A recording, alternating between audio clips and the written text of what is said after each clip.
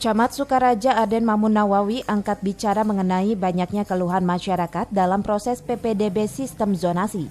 Warga yang tinggal di wilayah kabupaten yang mendaftar ke sekolah menengah atas maupun sekolah kejuruan negeri banyak yang tidak diterima karena terbentur dengan jarak tempuh rumah tinggal. Pertama terkait dengan geografis. Salah satu kecamatan saya tadi 13 desa.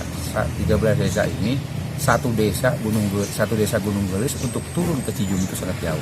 Termasuk juga sama SMA Negeri 1 Sukaraja misalkan. Nah, itu masuk wilayah Sukaraja. Tapi untuk menampung warga Cilebut itu kasihan kejauhan juga. Nah, sedangkan Cilebut itu paling dekat yaitu berbatasan dengan Cibinong dan Bogor. Dengan adanya PPDB sistem zonasi, pemerintah Kecamatan Sukaraja mendesak Pemkab Bogor untuk membangun sekolah kejuruan negeri di wilayah Kecamatan Sukaraja. Dari Sukaraja, Kabupaten Bogor, Suhanda Abrizi melaporkan.